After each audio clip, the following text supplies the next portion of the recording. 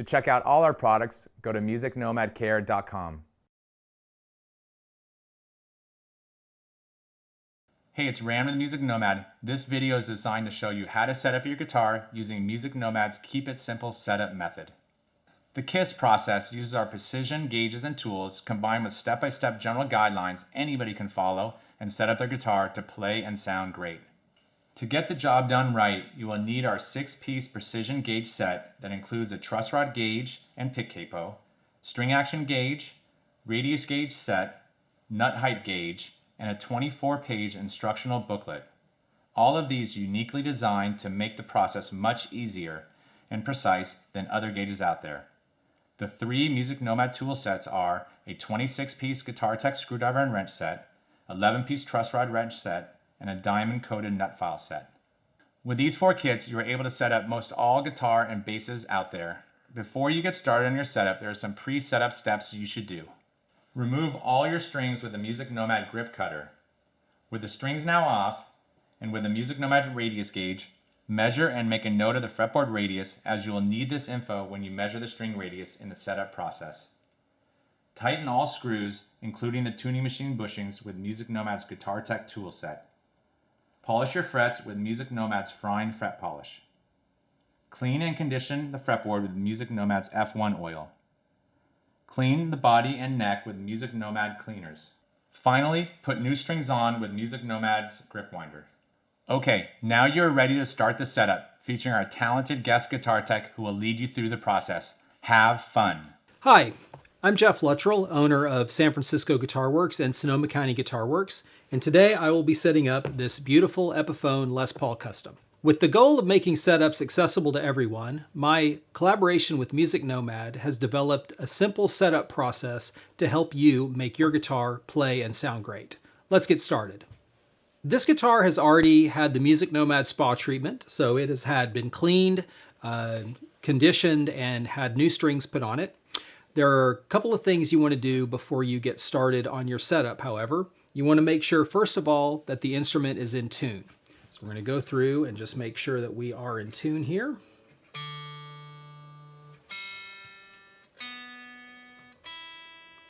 That looks good. And you're also going to want to lower your pickups. Humbuckers are not as big of an issue, but many pickups with a strong magnetic pull can impact the strings oscillation if they're too close to the strings. So we're going to go ahead and lower the pickups down a little bit to make sure that the magnetism from the pickup doesn't interfere with the strings oscillation. Now this guitar has humbuckers that are hung from rings.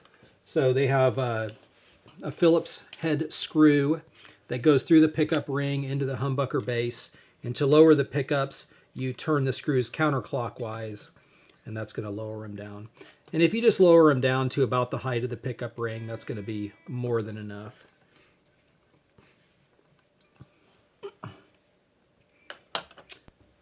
Okay, so with those preliminaries out of the way, we're going to move right into the setup process. Now, the Keep It Simple setup process follows a very linear path.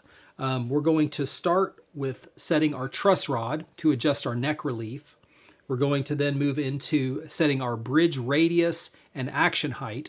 And if you're following along in your setup guide that was included with your setup gauge kit, this is going to be the fixed radius flow on page 3.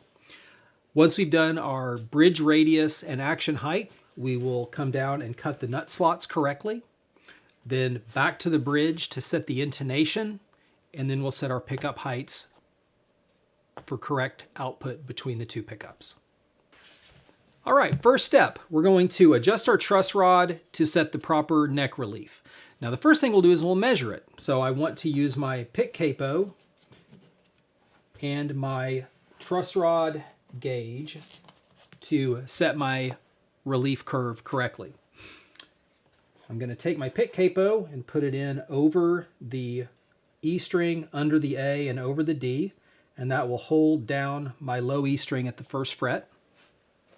Then I'm going to put the guitar in the playing position, and I'm going to fret at the 12th fret so that I've created a straight edge between the 12th fret and the 1st fret. I will then use my truss rod gauge to measure the gap between the 6th fret and the string. So neck relief is the amount of curvature that the neck has from front to back. So if you make your straight edge from your 12th fret to the 1st fret and your neck is very far away from the strings, like a banana, you would say that it has a lot of relief. If the neck is perfectly flat with the string, it has no relief, and if it's actually bent up in the middle towards the string, that would be said to have back bow. Now, the reason that a little bit of relief is important is that the string oscillates in an oval pattern, and it's fixed at the ends. So the center of the string oscillates in the largest arc. And if you have a little bit of relief in the neck, it creates a little bit of space for that oscillating string, and you can have the action more even all the way up the neck. So my truss rod gauge here has 3 different feeler gauge sizes. It has a 6/1000, an 8/1000, and a 10/1000. 6/1000 is the measurement that we'll use for this guitar, being an electric guitar. 8/1000 we typically use for a bass or an acoustic guitar, and the 10/1000 gauge is typically used for a classical. Now you may be wondering why these numbers, why not some other numbers? Well, we took a lot of time and put a lot of thought into these measurements, and we arrived at these measurements looking at 22 years of work doing setups, refrets, fret levels, and finding out what really works for real-world players. I have a Plek machine, which also has informed the decision to use these measurements. These measurements are a great starting point for an electric guitar. 6/1000 of an inch is going to be work great for about 95% of the players. If you have a little heavier attack, maybe you'd want a little more relief. If you want your action super, super low, maybe a tiny bit less, but that is just a great starting point for about 95% of the setups. Same with the acoustic and the classical. Those are just settings that we've arrived at over years and years of doing this. So I will get my 6/1000 gauge. I'm going to fret at the 12th fret, and I'm going to measure. I'm going to put my gauge between the string and the 6th fret. So when you're using this gauge, you want to keep it flat with the fret. You don't want to exaggerate and come in at a high angle or come from a low angle or have the gauge twisted. You want to try to keep it perfectly parallel with the fret top and just very gently slide the end of it under the string.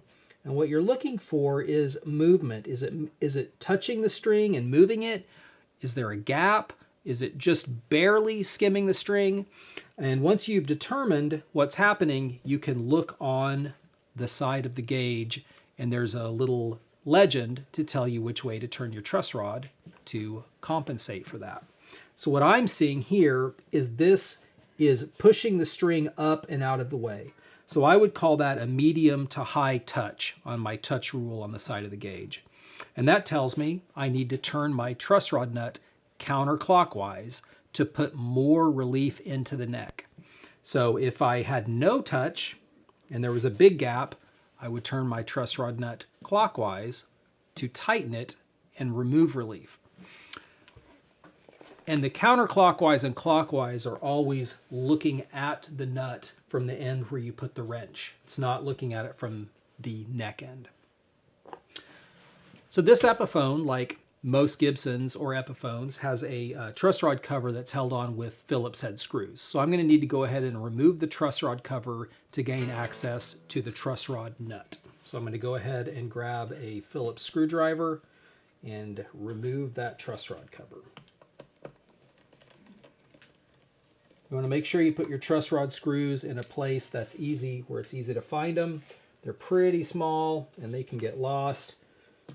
My action gauge kit box is pretty handy little parts holder.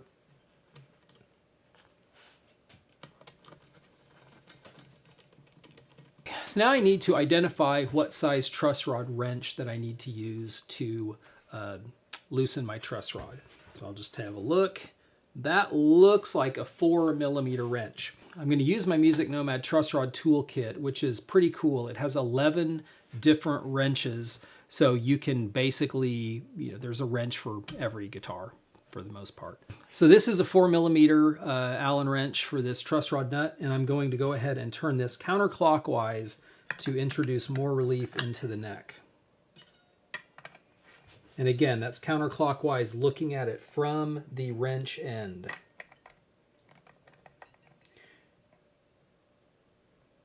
So this guitar has a double acting truss rod. A single acting truss rod will only take relief out of the neck. It will not push relief into the neck. But a double acting truss rod like this guitar has will not only tighten and remove relief, but you can loosen it and it will push relief into the neck. So if you have a neck that's too flat, it will actually push relief in rather than just loosening up and then just having the nut come off. So I'm a big fan of double acting truss rods. This has one, which is great because it needs more relief. So I'm going to push relief in by continuing to loosen the nut a little bit. So the way that you'll know if you have a double acting truss rod is if you loosen your truss rod nut and it gets loose and you keep loosening it and it gets tight again.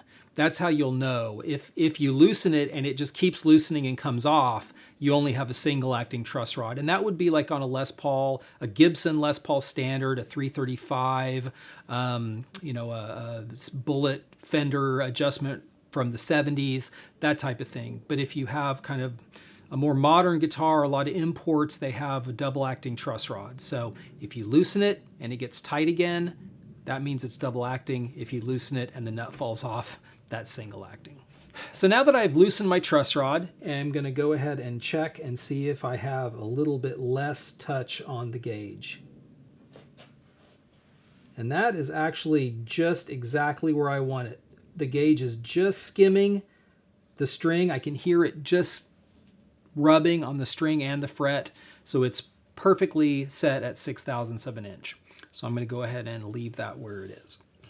So now having set the truss rod correctly for the right relief curve, I'm going to set my bridge radius.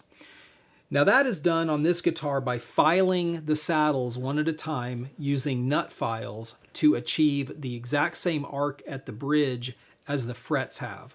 Now I measured this fretboard when the strings were off, and this has a 12-inch radius, which is very common to Gibson family guitars. So I am going to measure my bridge radius now and see what I've got, and then correct it if I need to a perfect 12-inch radius. So I will grab my radius gauge here. And these are really cool. This is out of your Action Gauge kit. They're black, so the contrast between the strings and the gauge is really easy to see. They also have a couple of helpful hints on here about how your string radius matches your fretboard radius and the actual points that you use to measure on the guitar. So I like to pick the guitar up and look down the strings, and then I'll take my gauge and set it on here and see what I've got. And I have got a very wonky bridge radius. So what I will do to determine what's happening is I'll set the gauge on very lightly, and then you can either just look and see what strings are touching the gauge, which I can see that my E, D, and high E are all touching, but the A, G, and B are not. If you have trouble seeing how the gauge is contacting the strings, another way that you can easily check is by resting the gauge on the strings lightly and plucking the strings one at a time, and you can hear what strings are touching and what are not. So you can hear that the E is touching, the A is not, and so on and so forth as you go across. Lastly, you can take the gauge and just very gently bounce it up and down on the strings, and you can see what strings are moving and which ones are not. So there's 3 different ways. Just look at it, pluck the strings, or bounce it up and down, and one of those should work for you as far as identifying what's high and what's low. So now what do? So I know that my E, D, and E are touching the gauge, and my A, G, and B are too low. I'm going to need to file down the string slots in the saddles where the strings are touching the gauge to lower the gauge down to the other 3 strings so I can make an even arc. I can't bring the low strings up, so I have to take the high strings down. So what I will do is I'm going to turn my guitar around in this orientation because I'm going to file in this direction. And I will get my electric guitar nut file kit, and I will use the appropriate files to bring the slots down to make the radius correct. So I'll be using the diamond coated nut files for this process. These are really great for, of course for nut cutting, but they're also really good for saddle cutting. They have a perfectly round cutting profile, so the saddle slot is very smooth and very round, and the diamond grit is really smooth and very even cutting, so it leaves a nice surface for the string to rest in for really good tuning stability and reduced string breakage, because you don't have any awkward burrs or any sharp spots where the string touches. So my plan of action here is going to be, let's try to get a little better picture here. Sometimes what I'll do is I'll just push the gauge down to the other strings and see what moves the most. I'm definitely going to have to cut down that high E and the D. So I'm going to start on, I'm actually just going to cut all three that it's touching, the E, D, and E. I'm going to cut each one a little bit and see if I can bring the whole gauge down. This guitar has a set of 10s on it, so I'm going to use the electric guitar nut file set, which is gauged for a set of 10s, which is 10, 13, 17, 26, 36, 46. Now the nut files, they work well for that set. They're the same size as those string gauges. You could also use them for a set of 9s. As you want to select the nut file that is the same size as the string you're cutting for, or just a little bit bigger. So maybe up to 4/1000 of an inch bigger. So this electric guitar kit is going to work really well for this set of 10s, which is on this guitar. So what I'll do is I'm going to pop the string out of the saddle, and this guitar has very, very sharp corners on the saddles. These have not been cut at all. They have little notches, but there's no indentation at all. So as soon as I start cutting, it's going to lower these really quickly. So you just want to be aware that when you're cutting your saddle slots, you want to go slow. You want to really take it easy, because if you take one string too low, you either leave it or you have to bring the other 5 down to catch that last string, because you really do want all 6 strings to be in the correct arc. So I'm going to come in here and just get started. So using the nut file, I'm going to hold it at an angle pointing down towards the tailpiece, and I will cut down at that angle so that the string has a good crisp cutoff point at the front of the saddle.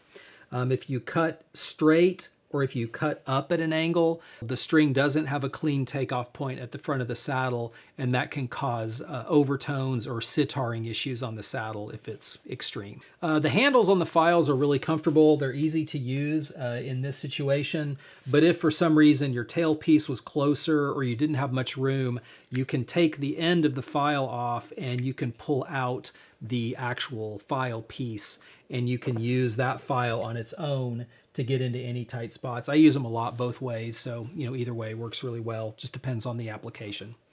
So, but for this, I'm going to go ahead and just put it back into the handle, and I'm going to come in. I'm going to put the file right on top of the saddle, right in the saddle notch, and I'm just going to go back and forth and make a round. And I can already see that I've made a rounded spot. Now I'm not going to measure that. I'm going to go ahead and cut my D and E because I know they're too high also. So I need to bring all 3 down. So I'm going to grab my saddle for my D string, which is the 28. Give that a little cut. And then I'm going to do my high E.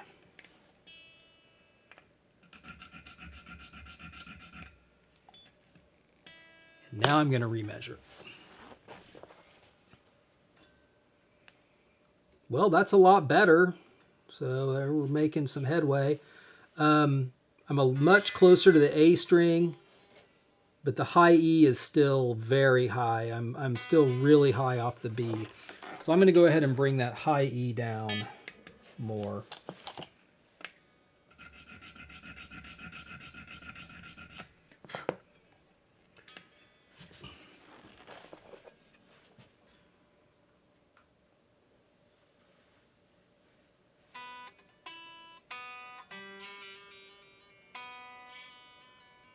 Yeah, that still needs to come down. Some more of the high E. And I think I'm going to hit the G before the B, so I'm probably going to have to file the G as well. So filing tunematic bridges can be a little bit tricky. It takes some experience to be able to develop a strategy as far as attacking it goes. But if you just remember, anything that's touching the gauge has to come down, and anything that's not touching it doesn't get filed. So that's a very common mistake that I see people make, is they'll accidentally file strings that are already too low. So just remember, if it's too low, it's too low, don't file it.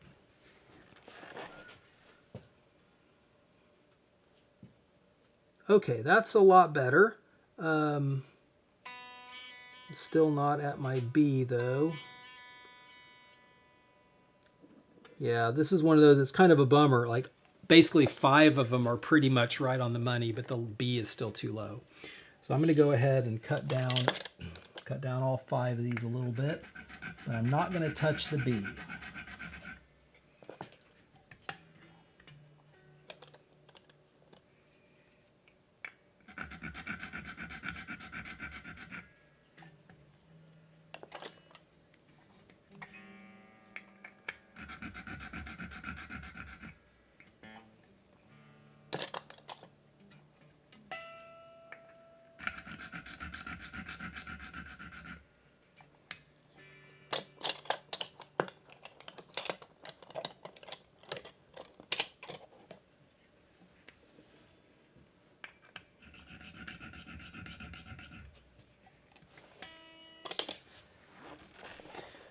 Okay.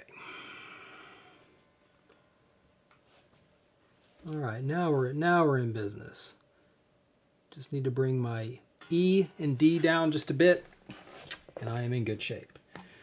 So, you know, on these, sometimes it's a little bit of back and forth, but it's not that bad if you just take it easy and pay attention to what you're doing.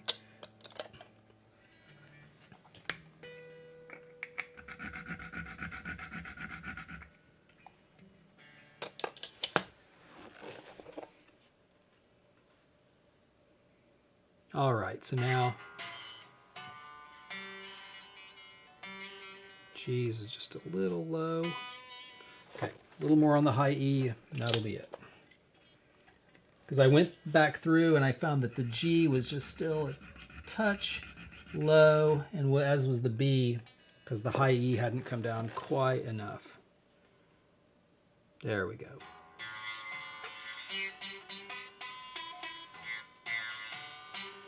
So all 6 strings are contacting the radius gauge. So now I know that I have made my radius exactly the same as the fretboard radius.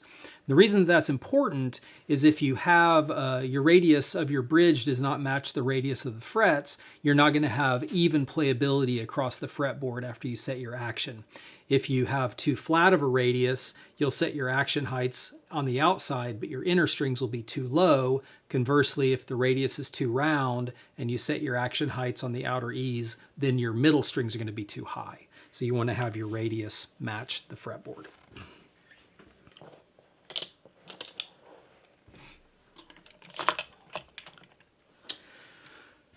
All right, so we have set our truss rod and our bridge radius. So now we'll set our action height. And to use that, we're going to use our pick capo and our string action gauge. So I'm going to go ahead and put my pick capo in, back where I had it at the first fret. And then I am going to put the guitar in the playing position. So to set our action height, I'm going to need to measure it using our string action gauge. And I really like this string action gauge. It's very easy to read. It's black with white lettering. It has a chart on either side, 1 in inches and 1 in metric, showing you the range of suggested action heights for electric guitar, acoustic guitar, and bass. Also on there is the most common measurement for each of those instruments, which is a really good starting point for a great setup. It's the setup numbers that we've used on thousands and thousands of guitars here at the shop, and it works really, really well for most players. If you need a little higher action or a little lower, there are specs on the gauge for that. Also, there's a pickup height ruler on the corner, so that's going to be really useful for our final step, which is setting our pickup height adjustment. Now, the way the gauge is used is it's placed behind the string. We'll use the low E and the high E. And what we're looking for is what line on the gauge corresponds to the bottom of the string at the 12th fret. So whenever I put the gauge down on the frets behind the string, I can see the 0.02 line well below the string, the 0.03 line below it. The string is just covering the 0.04, which is 40 thousandths of an inch. So I can see that the low E string is covering the 40 thousandths line, which means that the string is 35 thousandths above the fret. If it was sitting on top of the 40 line, that would be 40 thousandths. So I've got 35 thou on my low E string, then I'll fret my high E, and I'm going to come over here and measure it, and I'm just right in the same spot, 35 thousandths of an inch. That's way too low. I mean, if this guitar had perfect fretwork, had just been plecked or leveled, maybe you could play at that height, but for most players, this would be much, much too low. According to my, my spec chart here on my string action gauge, the most common action height for an electric guitar is going to be 60 thousandths bass side, 50 thousandths on the treble. And that's a really good, comfortable low action. It's going to play cleanly. You're going to be able to bend, but it's going to be really easy to play. So that's what we're going to go with on this guitar, 60-50. Now the way the bridge adjusts on this guitar is it has thumb wheels that the bridge itself rests on. The bridge sits on posts that are screwed into bushings, which are drilled into the top of the guitar. Now the way this gets adjusted is you turn these studs that the bridge is on either by hand with the thumb wheels down here at the bottom, or like I'm going to do, because on EPIPHONEs and some other imports, there's a flathead screw recess in the top of the stud. I'm actually going to turn it with a screwdriver head. It's much, much easier than trying to grip those thumb wheels. So I'm going to reach in here, my Guitar Tech screwdriver set, which is really handy. This kit has got not only just about every Allen and screwdriver head that you would need to just about any guitar, but it also comes with the Music Nomad wrench, which is a little spanner wrench for tightening pot shafts, or you could even use this to adjust the thumb wheels if you didn't have a screwdriver. Another useful thing about the spanner wrench is you can use it to adjust the tailpiece screws. You can put it in the screw head and turn it up or down. You'd want to relieve string tension, but this is a really good tool to use to keep from marring the top of the tailpiece screws. If you use a small screwdriver head, it has a tendency to make little dings in the plating. So using the wrench for that is much, much better, safer for your hardware. So with my flat-bladed screwdriver, I'm going to turn the bridge studs counterclockwise, and that's going to raise them up out of the body. They're just screw threads on the bottom, so if you turn them clockwise, they thread into the body. You turn them counterclockwise, they thread out of the body. So I want to raise the bridge, so I want to thread out of the body. So I'm going to turn them counterclockwise, raising the action, and I'm just going to eyeball it as about that much. Then I'll put my guitar back in the playing position. Pick capo's still in on the bass side. I'm going to measure here, and I'm at about 55, so I'm almost there on the bass side. I'm going to fret at the high E string, and I'm right at 50 on the treble. So I'm going to bring the bass side up just a touch to get to 60. Now I can see the 60 line right under the string. I can still see the 50 line right under the string on the treble side. So there I am at my proper action height of 60-50. Now once it is adjusted, I'm going to retune the guitar because I've cut the saddles, I've moved the bridge up and down, so I may not be in tune any longer. In fact, nope, I am not in tune at all. So I'm going to get back in tune, and then I'm going to give a little playability check and see if the guitar plays cleanly at this action height. So to check the playability, I'm just going to play every note on every string all the way up the fretboard. You can go all the way, play all your frets, make sure you don't have any fret buzz. And then if you are a bender, you should go through and bend anywhere that you bend to make sure that your notes don't choke or fret out. So if your fretwork is accurate, you should be able to set your guitar to 60-50 and have clean notes, and also be able to bend very easily. If you get your setup to this point, and this is an action height that you're comfortable with, and your guitar does have fret buzz, whether it's choking when you're bending notes or whether it's a fret buzz while you're playing individual notes, your guitar might need fretwork. It could have uneven frets, so you could raise your action until it doesn't buzz, or you can address the fact that your frets are uneven and level and dress those. So now we've gotten through our truss rod adjustment, our bridge radius and action height, and the next step is going to be cutting the nut slots correctly. Now, for being such a small part of the guitar, the nut is very important. It governs the tuning stability of the instrument. It governs the intonation in the low registers, whether or not the guitar plays in tune. The string spacing, if the nut is chipped or has broken away slots, it could have buzzing or overtones there. So cutting the nut slots correctly is really important. We're going to use a couple of different tools to measure and then to cut the slots. The first thing that we'll use is our nut height gauge for measuring the nut height. Now, when I say the nut height, what I'm actually talking about is the clearance between the string and the first fret. So we'll be measuring the gap between the string and the first fret, and if it needs to be adjusted down, we'll file the slot in the nut where the string sits, lowering it to bring the string down. So the nut height gauge is very similar to the truss rod gauge. It has a series of graduated feeler gauges from 22 thousandths down to 12 thousandths, and they're marked for what string on what instrument you use. So the 20 thousandths gauge is marked low E and A on guitar, E and A on the bass, or low E and G on a classical.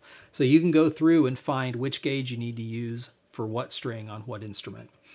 It also uses a touch rule, which is similar to the truss rod gauge. So if you put the gauge in between the string and the fret and it has a heavy touch, it moves the string, you know that the slot is low enough or maybe even too low. If you put the gauge between the fret and the string and there's a gap, no touch, you know you need to file the slot down to lower the string. Now, if you find that the string is too low before you, or maybe you cut it too low, but the string is too low, if it doesn't buzz open, then you don't really have to worry about it. If it's so uneven that it bothers you by the way it feels, you might want to fill the slot or shim the nut. But basically, if it doesn't buzz, you're in the clear. If you find that you have a slot that's too low right out of the gate and you have open string buzz, then you would want to address that by either filling the nut slot, shimming the nut up and recutting it, or making a new nut. So we're going to start here by measuring our low E string with the 20 thousandths feeler gauge. So I'm going to put this in the playing position, and I'm going to take my 20 thou gauge and I'm going to put it right between the fret and the string. And I can see that I've got a fairly sizable gap between the gauge and the string. So there's no touch on here, and that means file the nut. So I need to cut the nut slot down to bring the string down. Now I'm going to use the same set of nut files that I did for the bridge saddles. It's the 10 to 46 electric guitar set. So whenever you're filing the nut, there's a couple of things to remember. One, take it slow, especially if you've not done it before, because you want to be sure that you don't go too far right out of the gate. So just an easy few strokes, remeasure. So when you're cutting your nut, it's very important to be sure that you're using the correct size nut file for the string that you're cutting. It's very easy, or it can be very easy, to just pick up the wrong size file and start filing the slot. So if you're cutting for your low E, just make sure I've got my 46, and as you go, just be sure that you have the right one. When you're done stringing your guitar, if you go ahead and hang on to your string pack, you'll have an easy reference for what gauges are in your string set. Now that's going to help you whenever you go to pick your nut files for filing your saddle slots and your nut slots. For filing the nut, I like to stand over the guitar like this so I can look down on the nut slot. And also that puts me in a position where my arm naturally uses the file back and forth. It's if you try to do it from the side or, some other way, I don't know, it doesn't work for me. However it works for you, go for it. But the main thing you need to remember is always file down at an angle towards the headstock. It doesn't have to be a severe angle, but you do need a couple of degrees angle down. That makes it so that the string exits the nut at the front edge, which is really critical for sustain, for reducing any kind of unwanted overtones, and for maintaining proper intonation in the first position. So to file the nut, I need to have the string out of the slot.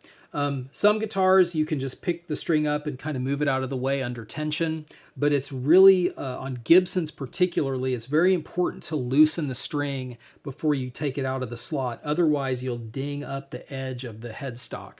I see so many guitars come in that have the lacquer chipped along that front edge of the headstock because people have taken the string out and it's hit that front edge. So just loosen your string. Then you can take it out. It's not going to harm anything.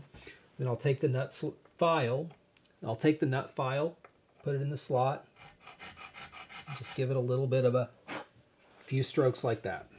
And I saw some dust from the nut, so I know that I have cut some material off.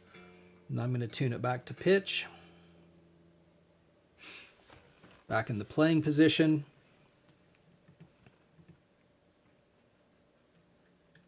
And I didn't go quite far enough, but I did take it down some, so I know that didn't go too far. Probably want to do just about the same amount again. So 46 file, back in the slot.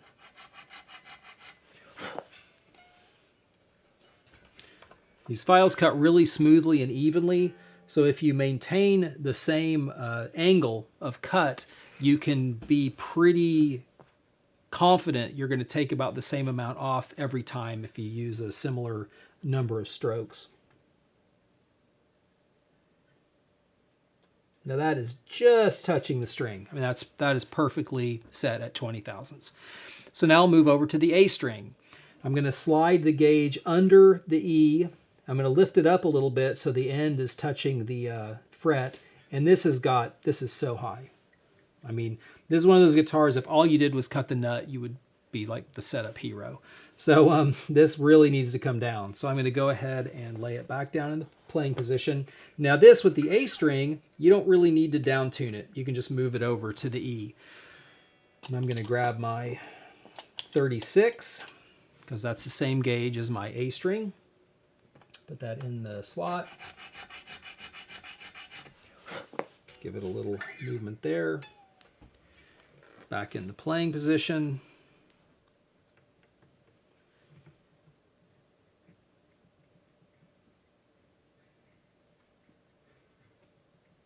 Well, it's almost like I've done this before. That is perfectly at 20 thousandths on the A. So that was just luck, but you want to just be deliberate, be confident, don't go too far. All right, so let's move over to the 18. And we'll measure the D string. Same thing, I'm going to go under the A and I'm going to go under the E and the A, and I'm going to get right under the D. And it's a little high, not too bad, but definitely a little high. So I'm going to go ahead and cut that down using my 28 file. And pop that string right out of the slot.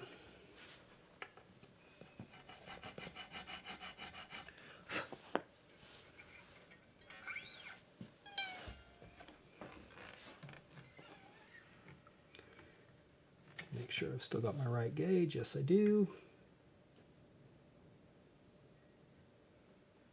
All right, and that just barely moves the string out of the way. So I'm probably at about 17 on that one.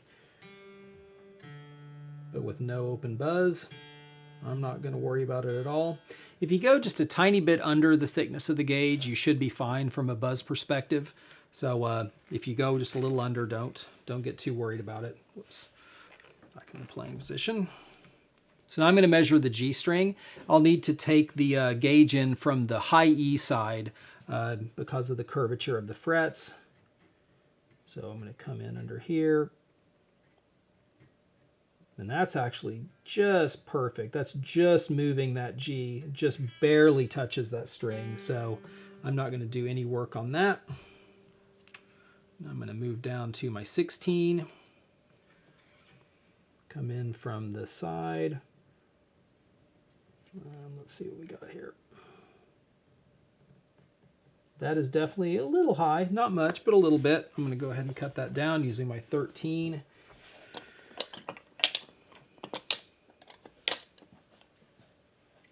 I can just pop that out and put it over in the high E slot. Get down in the slot there.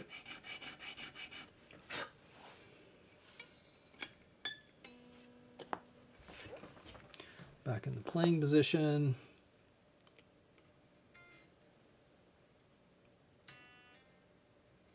And that does just move the string now. So that is definitely low enough.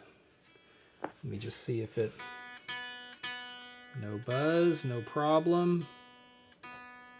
Let me measure my high E. And that definitely moves the string. So it's significantly lower than the gauge, but has no buzz. So I'm not going to worry about it. So that is the nut cutting process. You know, again, just be confident and deliberate. Don't rush. Take it a little bit at a time. And if you happen to go too far, then, you know, you'll need to fill the slot or take some other measures to bring it up. But if you don't run into any buzz on the open string, you did great. So now we're ready for intonation. And intonation is the adjustment of the saddle that makes the fretted notes play in tune with the open string. Now the way intonation is done is by putting the guitar into the playing position, and we will tune our open string perfectly. That's the main thing, is you really want to make sure that your open strings are tuned correctly. So now that we have that perfectly in tune, I'm going to check my 12th fret, and it's very sharp. So what I'll need to do on that is I will need to lengthen the scale by moving the saddle back. If your fretted note is sharp, you move the saddle back away from the neck. If your fretted note is flat, you move the saddle forward towards the neck. So on this bridge, the saddles are adjusted by these screws in the back that thread into the saddles. So the way that I'll move the saddle is by popping the string out of the saddle. Then I'll come in with a flat blade screwdriver. I'm going to tighten the screw and bring the saddle back.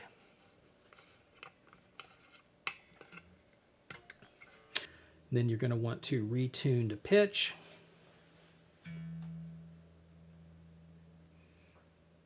And then play your 12th fret. Still just a tiny bit sharp, much better. It's actually real close, but I want to go just a tiny bit more. If you have a choice between flat and sharp, I'd be a little bit flat rather than a little bit sharp. Just because you can always bend up to a note, but it's pretty hard to bend down.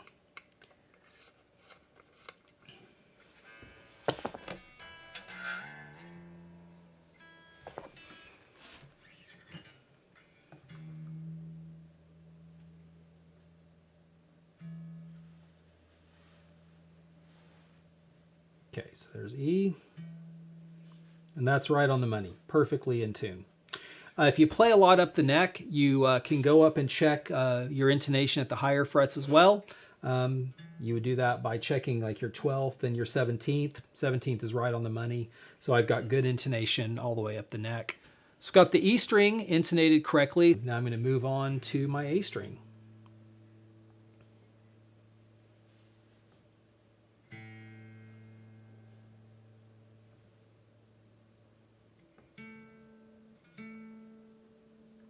It's actually right on the money. Open string's good. 12th fret's great. So I'm not going to adjust that. All right, so the A string is in tune, so now we'll move over and check the D string. There's my D. Open string's a little flat. That's good. That's perfect. I'm not gonna adjust that at all. Great, so we're making some good progress here. We've got our E, A, and D, so now I'm gonna move over to the G and tune that and check its intonation. Let's go with our G.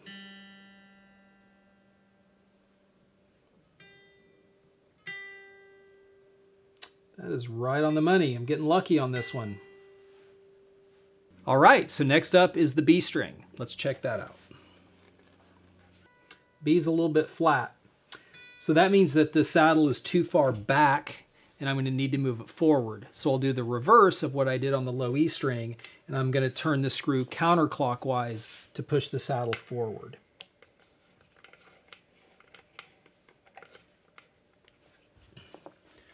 String back in the saddle, tune it back to pitch.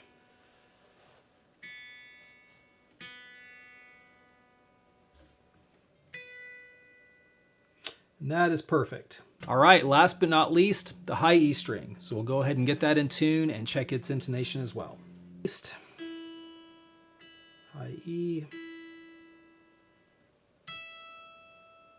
Well, that couldn't really be any better. So now with all of the strings intonated correctly with the tuner, if you want to give it a double check with your ear, which I would recommend, you want to just make doubly sure that all of your open strings are perfectly in tune. And then you can, at the 12th fret, play octaves between your A and D string, A and G, D and B, and G and E. And you can just listen to hear if you hear any beating or anything out of tune. This sounds really good. So if you play up here on the extension or up on the higher frets a lot, you might want to play some octaves around and just listen for anything that sounds out of tune. If it does sound out of tune, you can compare the two notes on the tuner, see which one's sharp, which one's flat, and then you can adjust your saddles to compensate. So that wraps up the playability part of the setup. We've done the neck relief, all the bridge work, cut the nut slots correctly, set our intonation. Lastly, we'll set our pickup heights, put on our truss rod cover, and this guitar is ready to rock. So using our string action gauge, we've got our pickup height scale on the bottom corner. And according to our booklet, a really good starting point adjustment for humbuckers is 1/16 away from the strings on the bridge pickup and 3/32 away on the neck pickup. Now the reason the neck pickup's a little bit farther from the strings in the bridge is that the string oscillates in a larger arc the farther away it gets from the bridge or the nut. So the string moves in a bigger circle by the neck pickup, which provides more output through the pickup. It's an inductor coil, so the more movement there is in the magnetic field, the more output you get. So you want to have that pickup a little bit lower typically than the bridge pickup. So I'm going to first grab myself a number 0 Phillips head, and I'm going to push my strings down at the last fret, and I can see that this is much, much farther away from the strings than 1/16 of an inch, which is because we lowered it in the beginning of the setup. So I'm going to bring it up a little bit, and now I will measure with my pickup height gauge, fretting at the last fret, and I'm right at 1/16 of an inch there. And I am a little bit far on the treble side. I'm going to bring that up just a bit.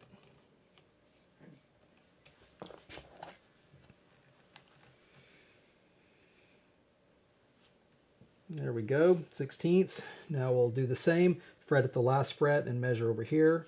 So just by happenstance, I'm right at 3/32 on the neck pickup on the bass side. And let's see what we got on the treble side. Yeah, it's a little high. I'm going to drop it down just a bit.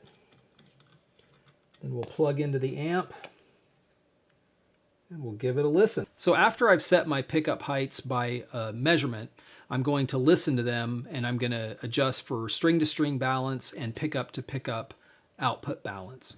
So the first thing that I'll do is I'll put it on treble, which is my bridge pickup.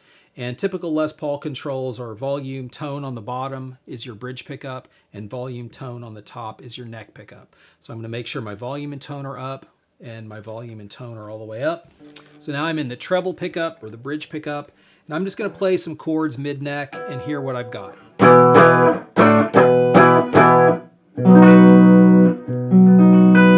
So I'm going to listen for string-to-string balance across all 6.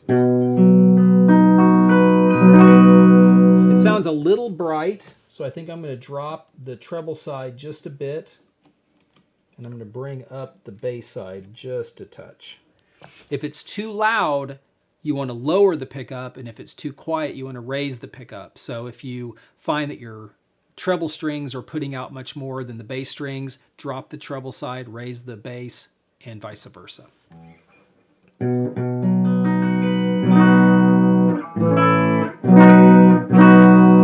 That sounds much more even to my ear across the pickup. So now I'll switch between the bridge and neck and see if my output between the 2 pickups is similar. So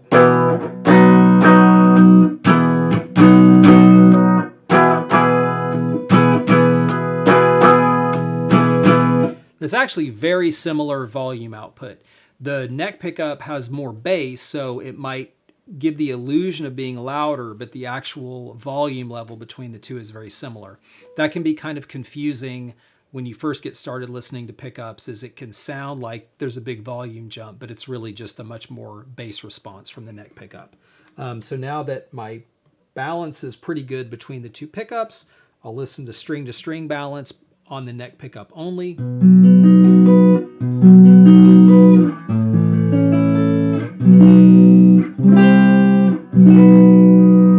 It sounds really good. It sounds very even. Now, if you had one string that was a little loud or one string that was a little quiet, you can adjust the individual pole pieces up and down. I don't find that that's necessary very often. Usually humbuckers have pretty good response, good even response across the strings. But if you find maybe the G is a little bit hot, you can always drop the pole piece down a little bit. Or if you find, the D is a little quiet, you can raise it up. So you have a lot of adjustability, and it's just kind of all by ear, trial and error. But the measurements that we provide will get you in the ballpark. Last step here is to put on our truss rod cover. And then this guitar will be playing so much better than it did when it came in. When it came in, it had too little relief. The action was way too low. The bridge radius was completely out of whack, and the nut heights were all over the place. So with a little bit of care, a little bit of patience, we were able to bring this guitar into a playing condition that anybody could pick this up and they would be really happy with the way that it plays.